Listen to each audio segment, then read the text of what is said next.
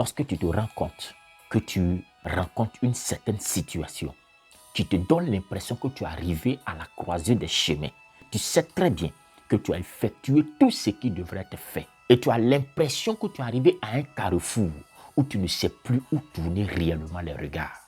J'ai découvert un mystère dans la parole de Dieu qui a changé totalement le cours de ma vie dans tous les domaines où j'ai appliqué cet élément. Cela a apporté de façon véritable un changement. J'ai voulu partager cela donc avec toi parce que je me dis que cela, si ça m'a aidé et que ça m'a permis de pouvoir transformer ma vie, alors je pense que non, cela aussi serait possible que tu le sais. Ça ne te coûtera rien. Il faut juste essayer. Reste jusqu'à la fin de cette vidéo pour ne rien rater de cela. Que Dieu nous bénisse.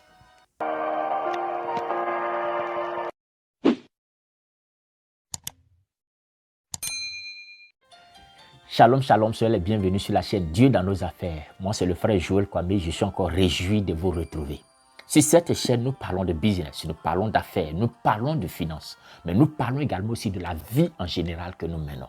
Nous donnons toutes les astuces, nous donnons tous les éléments nécessaires pour pouvoir gagner, pour pouvoir réussir dans ces domaines, mais également aussi dans notre vie de tous les jours.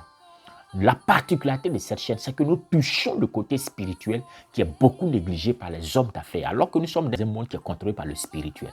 Nous dévoilons comment Satan et ses agents travaillent dans le but de nous faire échouer dans toute notre vie, mais également aussi nous donnons les moyens comment faire pour vaincre ses ennemis. Alors si cette thématique est la bienvenue, clique sur la cloche de notification, abonne-toi à notre chaîne et que Dieu nous bénisse. Donc, comme je l'avais dit aujourd'hui, je voudrais véritablement aller droit au but. Peut-être qu'aujourd'hui, on est quelqu'un qui, au niveau de la santé, et rien ne va. Cette personne est allée à l'hôpital, a essayé tout ce qui est comme médicament, tout ce qui est comme soin, a rencontré toutes sortes de docteurs, mais rien ne va. Sa santé ne fait que s'empirer. Il y a certaines personnes, par exemple, qui ont investi sur le plan entrepreneurial, qui ont investi véritablement, qui se sont fait former, qui se sont fait coacher, même souvent qui ont des grands conseillers. Mais malheureusement, malgré tous ces efforts fournis, ces personnes-là ne reçoivent pas le résultat escompté dans leurs finances, dans leurs entreprises. D'autres, par exemple, c'est sur la vie sentimentale, qui n'arrivent pas du tout à avoir une relation meilleure. Tout ce que tu as essayé dans le but de pouvoir créer une relation amoureuse n'a jamais abouti. Au bout de 3 mois, 4 mois, paf, la relation disparaît. Lorsqu'il s'agit de vouloir te marier, rien ne marche.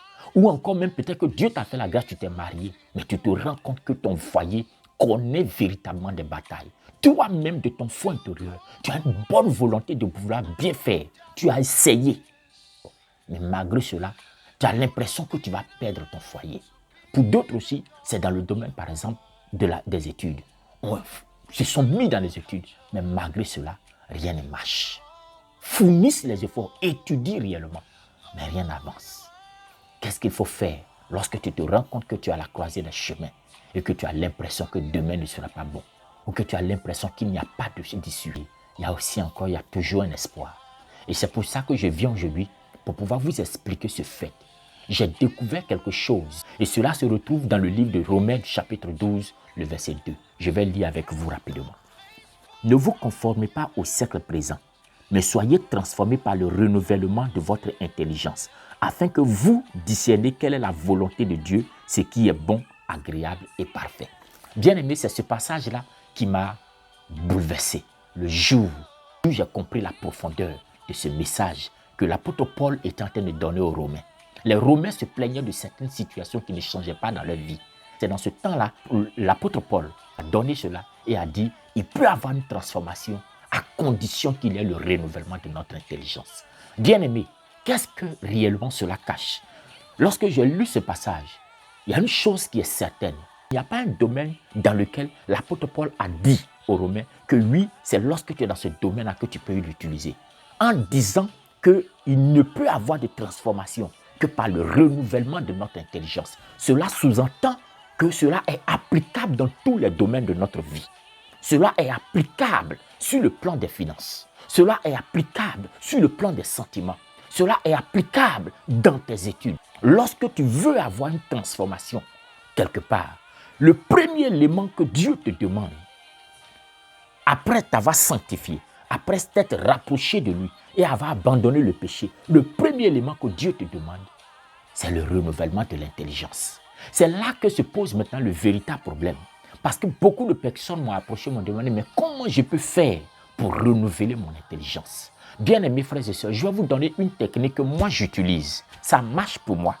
Et je suis sûr et certain que si vous l'essayez également, ça peut véritablement marcher pour vous. Alors, quelle est la technique que j'utilise, que j'ai utilisée pour pouvoir bouleverser le domaine de ma santé, pour pouvoir bouleverser le domaine de mes finances et même également aussi la vie de ma maison? Qu'est-ce que j'en ai fait réellement? Je vais vous donner la technique. Bien-aimés, aujourd'hui nous savons une chose, c'est que la vie de l'homme est à 90% spirituelle et 10% physique. Ça veut dire que tout ce que nous voyons sur le plan physique n'est rien d'autre que le résultat du spirituel. Tout ce que nous voyons sur le plan physique, avant que cela ne soit, cela a été déjà dans le spirituel. Je vous donne un exemple palpable. Regardez par exemple l'avion. Avant que celui-là ne puisse concevoir l'avion, il a fallu que le concepteur, l'inventeur de l'avion puisse faire quoi? Puisse déjà avoir l'idée, puisse déjà avoir cela dans son esprit. Comment est-ce que cela doit se produire avant que cela ne vienne à la réalité? Et si le spirituel contrôle le physique, c'est pour ça l'apôtre Paul dit aux Romains que soyez transformés par le renouvellement de votre intelligence. Soyez transformés par le renouvellement de vos pensées. Soyez transformés par le renouvellement de votre mentalité. Voilà en fait le message que l'apôtre Paul donnait. Alors, quelle est ma technique? Cela ne veut pas dire qu'en utilisant cette formule, j'étais exempté de toute autre action. Non, cela ne veut pas dire cela. Je vous donne un exemple. Si tu es malade présentement et que pour ta santé, cela nécessite que tu fasses du sport, cela ne veut pas dire que une fois que tu commences à appliquer cette formule que je vais te donner tout à l'heure, immédiatement, tu dois donc arrêter tout ce que tu fais. Non, ce n'est pas ce que je veux dire. Lorsque, par exemple, tu es malade, que tu prends des médicaments, continue de prendre tes médicaments. Mais tu vas utiliser cela et tu vas l'adapter à ta vie. Par exemple, tu investis, tu es allé faire tes coachings, continue de le faire. Continue de te faire coacher. Continue d'apprendre ce que tu as à apprendre. N'arrête pas cela. Mais en plus de cela, utilise maintenant cette formule. Cette formule va te permettre d'avoir le contrôle sur le plan spirituel et de pouvoir marquer les points sur le plan physique. Je m'en vais vous dire, ça ne vous coûtera rien d'essayer. Ça ne vous coûtera rien d'essayer. Peut-être que vous avez essayé beaucoup. Peut-être même que ce passage-là, quelqu'un vous l'a déjà présenté. Mais aujourd'hui, je vais vous montrer une autre recette que je suis sûr et certain que ça peut fonctionner. Alors, quand j'étais par exemple au lycée, vous voyez ces notes-là, ces fiches-là, j'en faisais plein comme ça pour pouvoir étudier. Je les faisais comme ça et partout où je partais, ça pouvait être dans ma poche, ça pouvait être dans mon sac, mais partout où je partais, j'avais donc la possibilité de pouvoir donc lire à tout moment et pour pouvoir donc mémoriser. Alors, j'ai utilisé la même chose pour pouvoir donc agir dans ma santé, pour pouvoir agir dans mes finances, pour pouvoir agir dans tous les domaines où je me rendais compte qu'il fallait une transformation, qu'il fallait un changement. Alors, vous allez faire quoi? Aujourd'hui, je vais vous montrer déjà la technique. Nous allons nous attaquer aujourd'hui au domaine de santé. Les autres vidéos qui viendront, les 3 ou 4 vidéos qui viendront après cette vidéo-là, nous allons toucher par exemple le cas des finances, nous allons toucher le cas sentimental, comment faire pour pouvoir se marier ou bien comment faire pour pouvoir stabiliser ta maison à partir de cette technique et dans d'autres domaines. Mais également aussi, je vous demande si vous avez des sujets, si vous avez des domaines dans lesquels vous voulez que je vous montre comment est-ce qu'on peut donc utiliser cette technique, mettez cela dans la barre de commentaires. Alors, vous allez prendre, si c'est au niveau donc de la santé qu'aujourd'hui nous allons toucher, vous prenez cela, vous pouvez prendre des fiches, il n'y a pas de sorcier, ce n'est pas sorcier, vous prenez juste des fiches comme ça, voilà, des fiches, vous les prenez. Mais aujourd'hui, comme c'est pour la santé, alors vous allez écrire santé.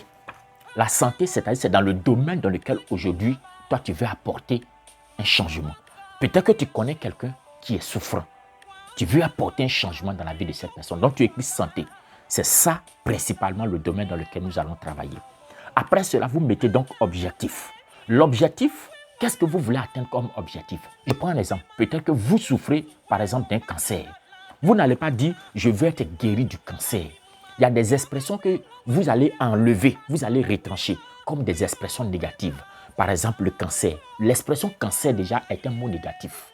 Ou bien par exemple douleur, peine, toutes ces choses-là, vous allez déjà enlever. Donc qu'est-ce que vous allez dire? Si on avait diagnostiqué que par exemple c'était au niveau de ton ventre, que tu avais un cancer, que tu avais un fibrome, tu vas dire tout simplement, je veux que mon ventre soit restauré. Je veux que mon estomac soit guéri. Je veux que mon ventre soit complètement rétabli. Voilà des expressions comme ça. Si par exemple c'était au niveau de tes pieds et que à cause du mal en réalité que tu avais, tu ne vas pas aller dire je veux que le mal s'arrête. Oui, c'est un objectif noble, mais l'expression le mal est un mot négatif. Donc, tu vas plutôt dire, je veux que, par exemple, mon pied soit rétabli. Je veux pouvoir marcher normalement. Je veux pouvoir courir. Je veux pouvoir m'arrêter normalement comme toutes les autres personnes.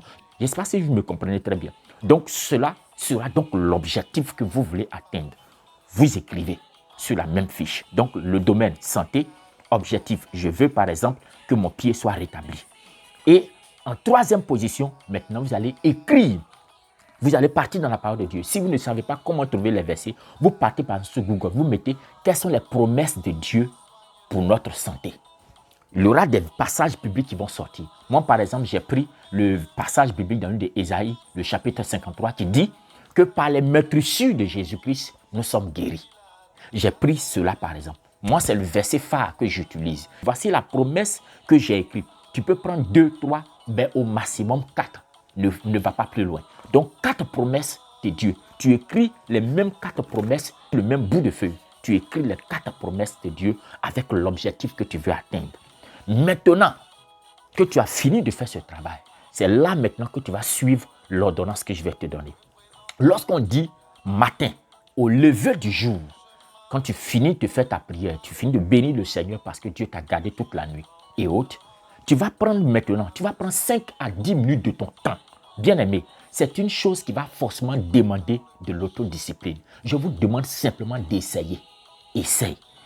Vous allez prendre 5 à 10 minutes de votre temps.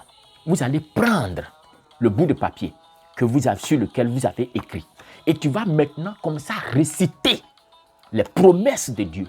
Les promesses de Dieu sur ta vie. Pour les promesses de Dieu. Et tu vas dire par exemple, moi comme j'ai utilisé le passage qui dit par les meurtrissures du Seigneur Jésus-Christ, nous sommes guéris. Donc moi je me mettais devant le miroir par exemple et je disais par les meurtrissures du Seigneur Jésus-Christ. Moi Joël Kwame, ma tête est guérie par les meurtrissures du Seigneur Jésus-Christ. Moi Joël Kwame, mon poumon est guéri complètement. Par les meurtrissures du Seigneur Jésus-Christ, le sang qui est en moi est rétabli. Le sang qui est en moi est complètement normal.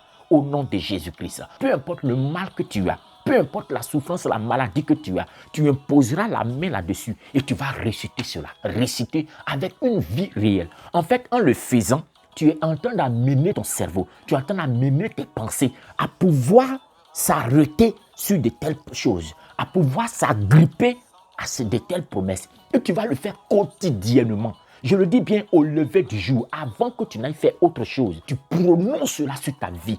La nuit, avant de dormir, lorsque tu vas finir de prier, tu prendras encore 5 à 10 minutes. Je vous le dis, ça va vous demander de l'autodiscipline. Mais cela dépendra de ce que vous voulez apporter comme transformation. Si cela est vraiment important, je suis sûr que vous allez trouver le moyen de le faire.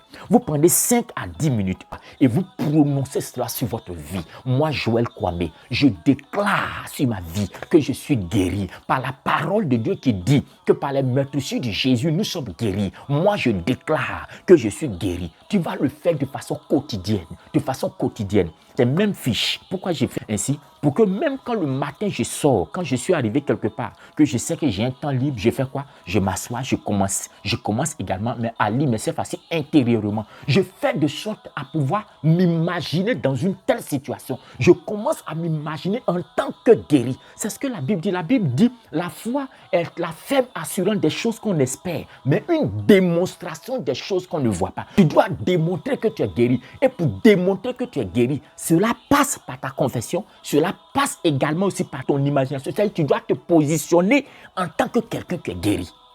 Je ne sais pas si je me fais bien comprendre, frères et sœurs.